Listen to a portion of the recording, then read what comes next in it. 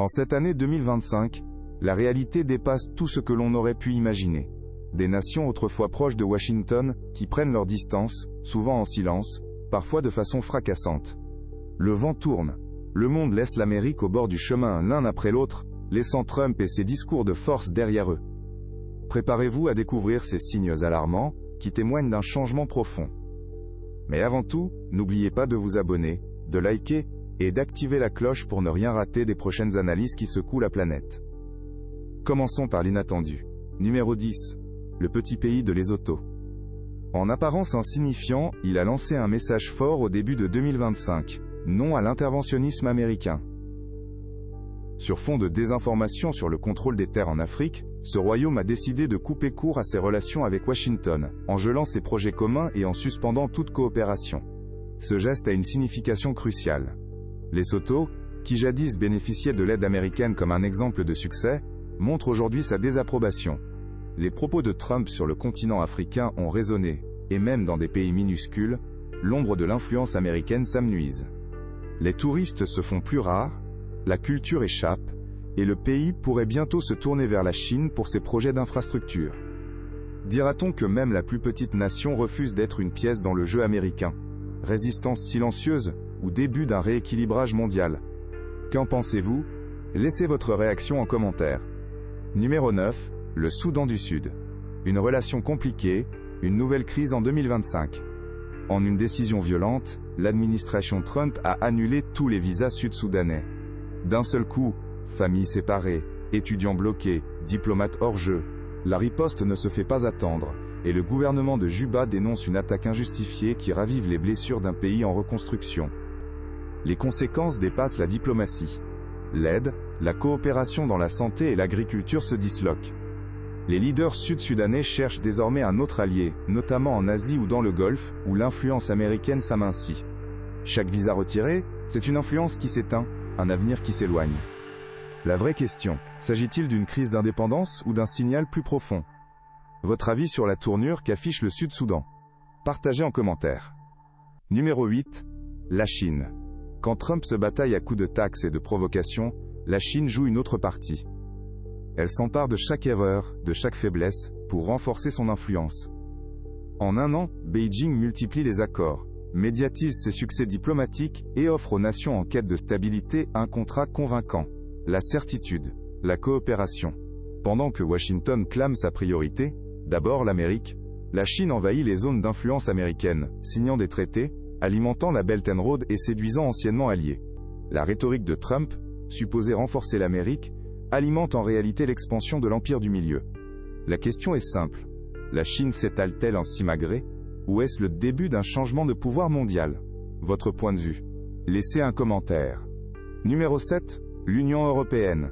En dépit de décennies de confiance mutuelle, cette relation se fissure en 2025. La récente exigence de Trump de resserrer les frontières pour continuer les accords commerciaux divise Bruxelles. Entre Saxons et Latins, le ton monte, et les délégations européennes débutent des stratégies d'indépendance, explorant la voie avec la Chine ou l'Inde. Les citoyens le ressentent. L'opinion publique européenne se montre méfiante, voire hostile, face à un comportement imprévisible. Le projet de défense européenne est questionné. Même l'alliance NATO est soumise à la pression de dépenses et de suspicion. La grande question, l'Europe veut-elle continuer à dépendre des États-Unis, ou veut-elle enfin prendre son destin en main? Une rupture ou une évolution? À vous de décider. Numéro 6. La Colombie. La dégradation est profonde. La suspension des négociations migratoires en 2025, après des vols humiliants, a marqué un tournant. La douleur des familles séparées, la colère nationale, tout cela pousse le président Petro à dénoncer une politique de Trump de plus en plus brutale.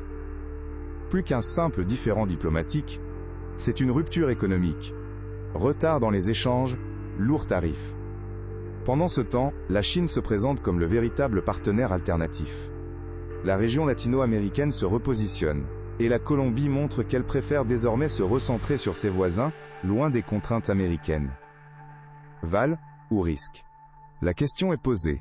Qu'en pensez-vous? Partagez votre opinion. Avant d'arriver au tiers du classement, numéro 5, la Corée du Sud.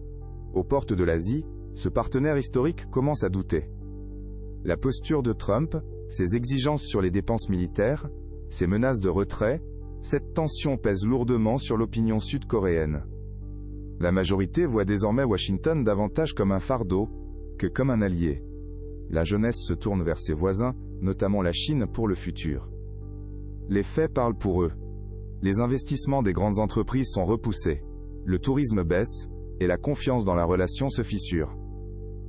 La Corée, qui autrefois symbolisait la stabilité, délaisse peu à peu l'étroitesse de l'amitié américaine. La question qui se pose, cette rupture est-elle un simple malentendu ou une nouvelle ère pour l'Asie? Votre analyse? La tentative de Trump d'accroître les dépenses militaires japonaises a été perçue comme une domination.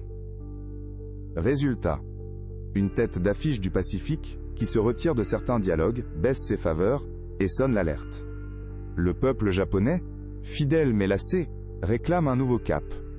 Les grands noms comme Sony ou Toyota réévaluent leurs investissements. La diplomatie change, Tokyo, désormais, veut s'affirmer sur la scène internationale en s'éloignant de la dépendance américaine. La question?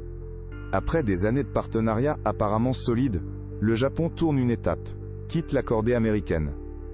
La réponse pourrait changer la donne en Asie. Et l'Inde, autre puissance économique également en pleine mutation. Leur relation avec Washington est en crise, notamment à cause des pressions pour limiter leur achat d'armes russes. Le sentiment national grandit. Le pays veut reprendre sa souveraineté, ses choix, sa dignité. La fin d'une époque?